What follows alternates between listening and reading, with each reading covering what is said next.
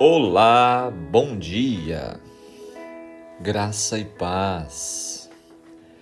Vamos ao estudo de hoje. Hoje, conclusão dos estudos no livro de Levítico. Hoje vamos nos despedir deste interessante livro escrito por Moisés, terceiro livro da Bíblia, que nos trouxe um conteúdo muito especial. E hoje vamos encerrar este ciclo no terceiro livro da Bíblia.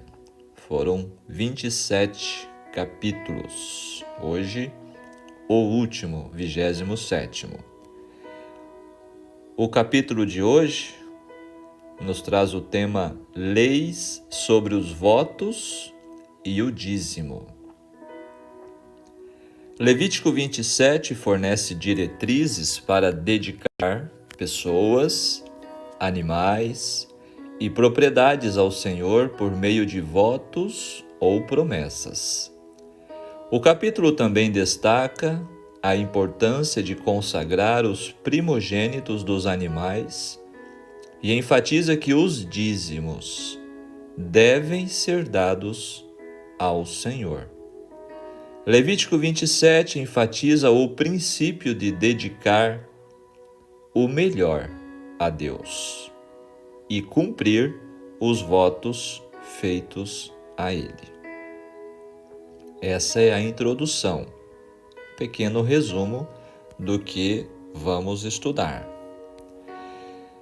Então nós louvamos a Deus, damos graças a Ele por alcançarmos mais esta etapa, Estarmos concluindo mais uma série de estudos na Palavra de Deus, agora concluindo o terceiro livro, capítulo a capítulo. Vamos aos detalhes? Se você puder acompanhar na sua Bíblia, será interessante. Foram 27 capítulos e 28 dias estudando este livro. Tivemos o capítulo 23, que dividimos em 2,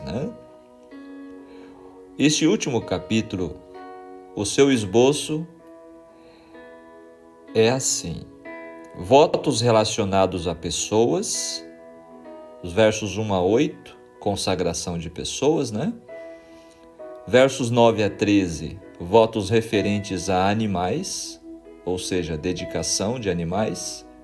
Versos 14, votos sobre imóveis, doação ou consagração de casas. Votos sobre terras, dos versos 16 a 25. E o desfecho do capítulo apresenta duas coisas que não se devem consagrar, porque inerentemente já são sagrados, são santos. Primeiro, o primogênito dos animais, que pertence a Deus, sejam eles limpos ou imundos, de acordo com a lei de Levítico, Hoje, esta lei, ela já não vigora mais. Porém, a outra ainda vigora, o dízimo. O dízimo ele está tanto no Antigo quanto no Novo Testamento. Lembrando que dízimo significa 10%. Isto é sagrado, é do Senhor. Algumas pessoas no passado fizeram votos apressados ou irrealistas, que era praticamente difícil de cumprir, para levá-los a pensar antes. Uma penalidade de 20% era colocada em cada item resgatados através do dinheiro.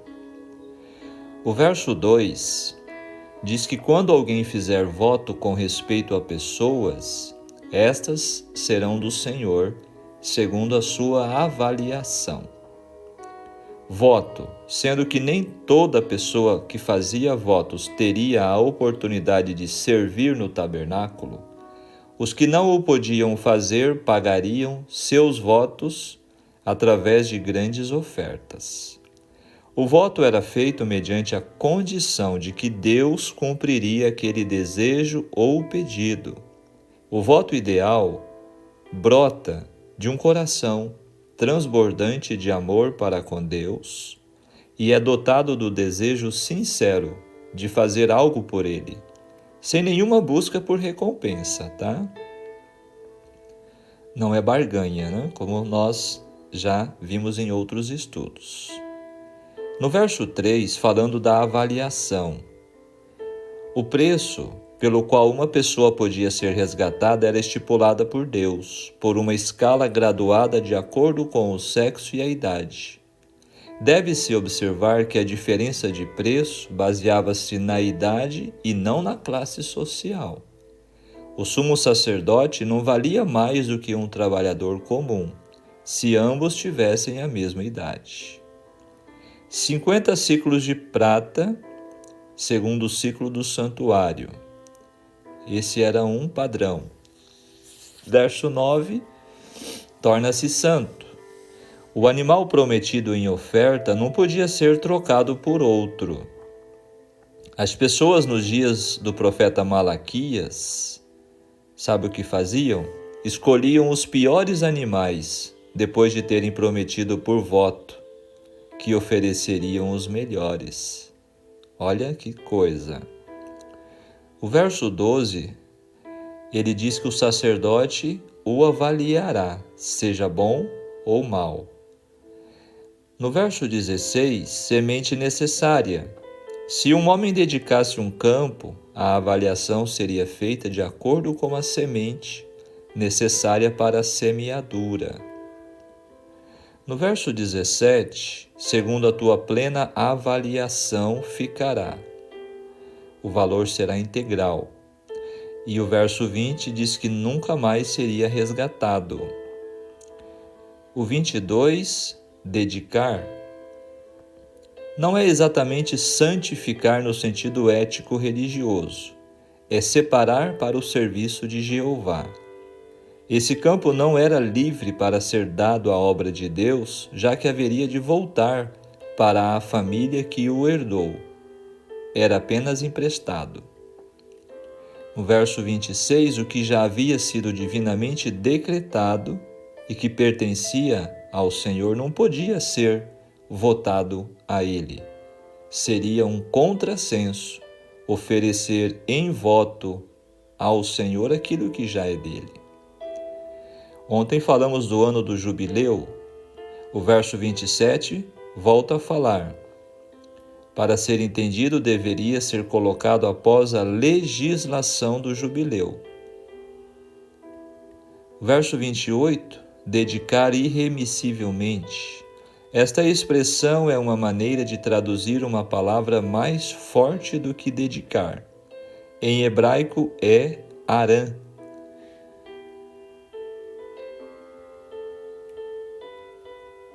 Verso 29. Ninguém que dentre os homens for dedicado irremissivelmente ao Senhor se poderá resgatar, será morto. Verso 30, o dízimo do grão podia ser resgatado para ser usado como semente, mas o do gado não.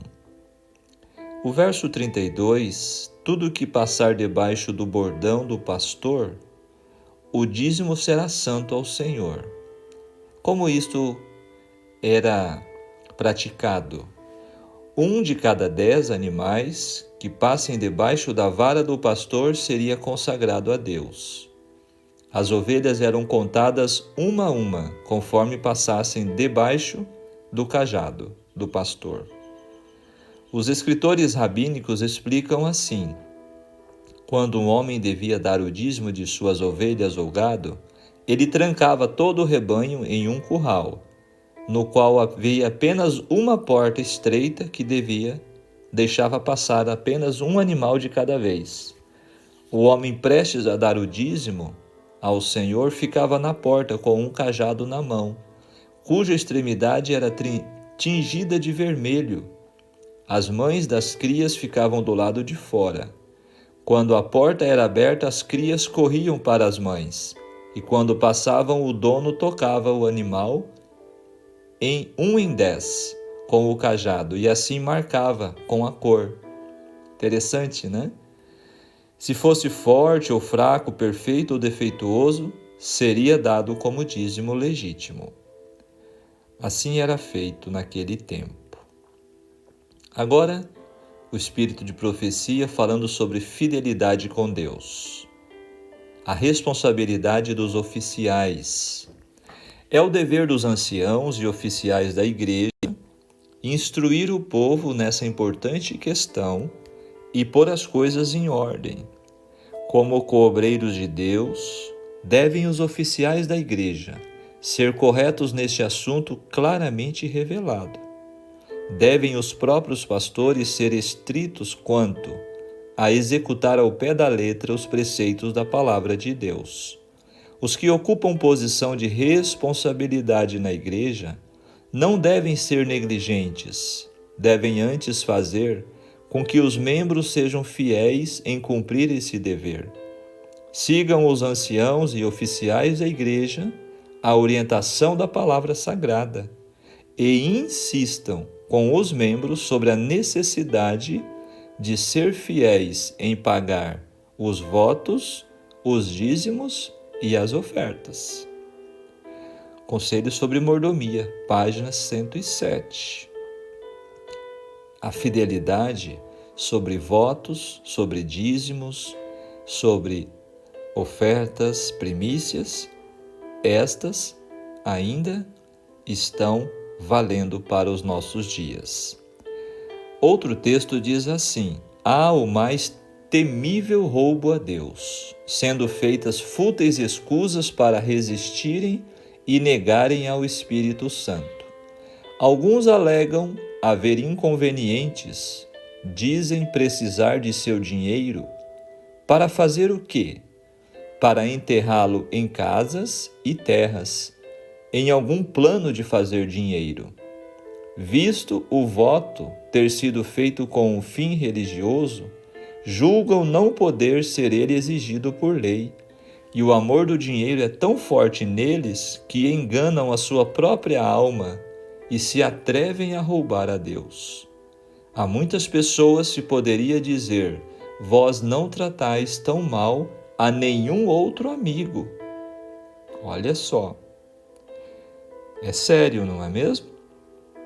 Está aumentando o número dos que cometem o pecado de Ananias e Safira. Os homens não mentem ao homem, mas a Deus, ao desrespeitarem as promessas que o seu Espírito os moveu a fazer. Porque a sentença contra a obra má não é executada imediatamente, como no caso de Ananias e Safira, o coração dos filhos dos homens se inclina completamente a fazer o mal, a lutar contra o Espírito de Deus.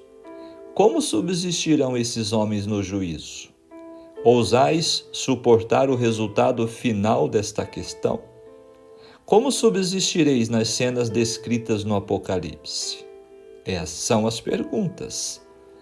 Também o mesmo livro, Conselho sobre Mordomia, página 314. A história de Ananias e Safira está lá no livro de Atos, né? E fica como uma advertência, se não me falha a memória, no capítulo 3. Vamos aplicar o estudo do capítulo 27 para os nossos dias, para as nossas vidas. Que lições devemos extrair deste capítulo? A pecaminosidade de nossa natureza carnal é defrontada pelas leis da santidade, conforme já descrevemos dos capítulos 17 a este capítulo 27. São 10 capítulos trazendo o código de santidade. A imoralidade precisa ser erradicada para que sejamos uma sociedade que serve e adora ao Santo Deus. Por isso, Levítico encerra com regras a respeito das ofertas de dedicação. Localizadas aqui, no último capítulo, Essas leis talvez indiquem meios apropriados de responder às opções de estilo de vida postuladas pelas bênçãos e maldições. Elas formam uma conclusão adequada para Levítico, pois a dedicação de uma pessoa e suas posses ao serviço de Deus está no centro da santidade. Olha que importante pensamento. A vida humana só tem sentido quando totalmente dedicada a Deus através do serviço a Ele, reconhecendo que o que temos lhe pertence. Esta compreensão nos leva a consagrar casas e terras e tudo o que temos a Deus. Certamente que Deus não quer o nosso mínimo. O dízimo reflete nossa consagração total a Ele. Obviamente, o Senhor é o autor dessas orientações. Moisés foi apenas o transmissor. O capítulo trata de fazer votos a Deus. Tais votos implicam na dedicação de pessoas e coisas ao Criador, reconhecendo quem de fato Ele é. Voto a Deus não deve ser visto como tentativa de suborná-lo.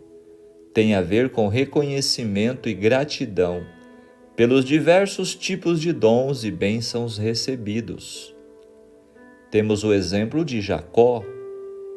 Antes de existir nação de Israel, ou antes mesmo de Moisés, auxilia-nos na compreensão da consagração de tudo a Deus, ilustrado no dízimo como voto. Lembram do voto de Jacó? Lá em Gênesis, ao comprometer-se a entregar o dízimo, Jacó não fazia um contrato com Deus. O Senhor já lhe havia prometido prosperidade, e este voto era o transbordar de um coração cheio de gratidão pela certeza do amor e misericórdia de Deus. Amados, o dízimo é um assunto polêmico. Existem igrejas que condenam, existem igrejas que defendem. É um assunto polêmico. Existem pessoas que concordam que o dízimo é sagrado. Existem outras que criticam, dizendo que o dízimo é para enriquecer pastores. O fato é que, infelizmente, existe sim muitos homens que se dizem pastores, líderes, que, infelizmente,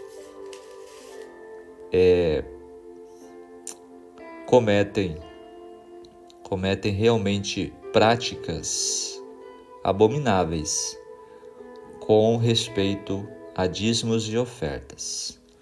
Mas, biblicamente, não temos como negar que é um requisito divino.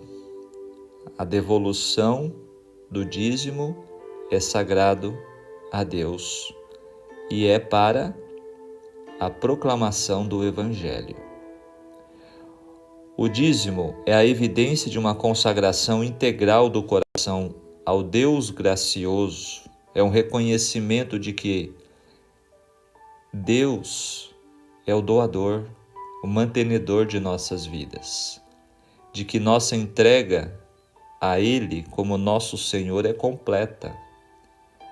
Além de demonstrar reconhecimento que tudo pertence a Ele, dizimando evidenciamos que somos totalmente dele. Dessa forma, este capítulo inspirado conclui Levítico, mostrando que é possível encontrar a verdadeira esperança e felicidade apenas quando se atende corretamente a esse Deus, por intermédio de uma vida santa e dedicada ao seu serviço. Então, nosso momento de refletir. Infelizmente, o mundo cristão em geral transformou o dízimo e ofertas em forma de angariar dinheiro fácil. Infelizmente, como eu estava dizendo. A famosa teologia da prosperidade tem conquistado multidões de seguidores atraídos. Sabe por quê?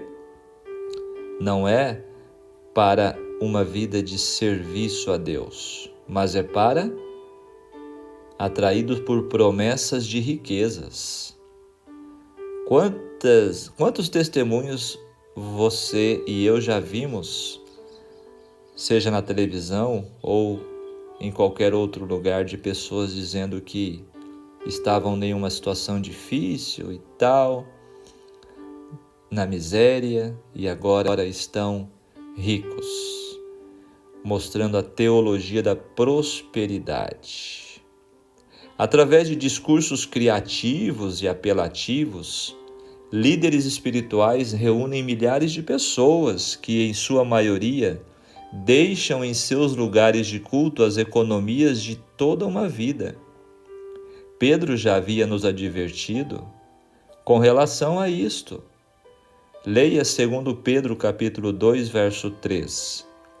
Diz assim: movidos por avareza, farão comércio de vocês, com palavras fictícias. Para eles o juízo lavrado a longo tempo não tarda, e a destruição não dorme. Eles podem tirar vantagens agora, mas eles vão enfrentar o julgamento de Deus. Por outro lado, não há sociedade mais próspera do que aquela estabelecida entre o homem e Deus, onde o sócio majoritário só nos pede o mínimo, enquanto nos promete o máximo de lucro. Malaquias 3, verso 10. Deus diz: trazei todos os dízimos à casa do tesouro, e provai-me nisto, diz o Senhor dos Exércitos, se eu não vos abrir as janelas do céu e não derramar sobre vós bênçãos sem medida. Olha só a promessa de Deus. A fidelidade nos dízimos e nas ofertas não é uma questão material, mas é espiritual. O mesmo Deus que declara não furtarás é o mesmo Deus que não muda e que continua a advertir o seu povo: roubará o homem a Deus? Todavia vós me roubais e dizeis: em que te roubamos? Nos dízimos e nas ofertas. Malaquias 3:8. Se fazer um voto ou juramento ao Senhor e não cumprir constitui uma grave ofensa, imagine usufruir de dinheiro roubado de Deus. Lembremos do exemplo, novamente, de Ananias e Safira.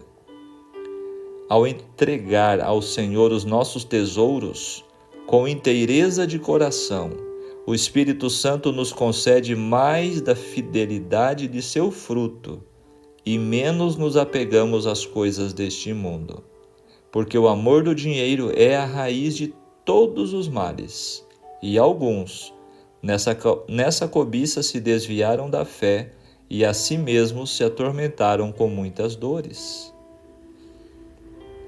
Conclusão: há bênção e verdadeira felicidade em fazer a vontade de Deus. Que a nossa vida, os nossos bens declarem que tudo o que somos e que temos pertencem ao Senhor. Que possamos dar ouvidos às palavras do nosso resgatador. Não acumuleis para vós outros tesouros sobre a terra, onde a traça e a ferrugem corroem, e onde ladrões escavam e roubam. Mas ajuntai para vós outros tesouros no céu, onde traça nem ferrugem corrói, onde ladrões não escavam nem roubam, porque onde está o vosso tesouro, aí estará o vosso coração. Mateus, capítulo 6, versos 19 a 21. Que possamos vigiar, que possamos orar e que possamos também atender a estes sábios e profundos conselhos e ensinamentos da palavra de Deus. Amém?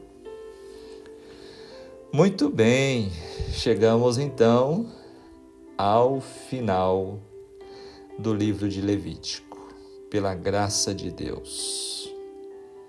Que Deus possa abençoar grandemente e lembrando que todos os estudos estão disponíveis em nosso canal no YouTube, o canal da Jornada Bíblica Despertar com Deus.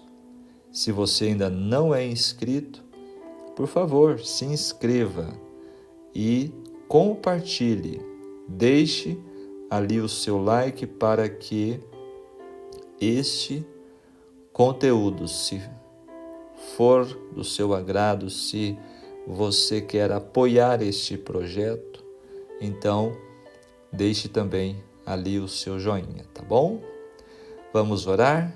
Senhor nosso Deus, nosso Pai Celestial, muito obrigado, Senhor, pelas bênçãos incontáveis, pelo repouso, pelo descanso e o despertar. Obrigado, Senhor, por sua bondade, misericórdia, pelo seu grande sacrifício, nos resgatando, Senhor, da condenação do pecado. Dá-nos um coração completamente disposto a Ti servir. Que possamos, Senhor, dedicar o que somos e o que temos a Ti, que é o nosso Criador e mantenedor. Fica conosco. Queira abençoar, Senhor, cada pessoa que está acompanhando este estudo, esta oração. E continue nos ajudando a cada dia buscá-lo, Senhor, através de nosso momento de estudo e de comunhão. Em nome de Jesus. Amém.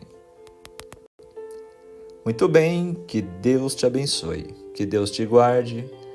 Ficamos por aqui e, se Deus permitir, amanhã estaremos entrando no estudo introdutório do livro de Números, outro livro fantástico e muito importante, escrito por Moisés também. Tenham todos um ótimo dia. Que Deus te abençoe. Tchau, tchau.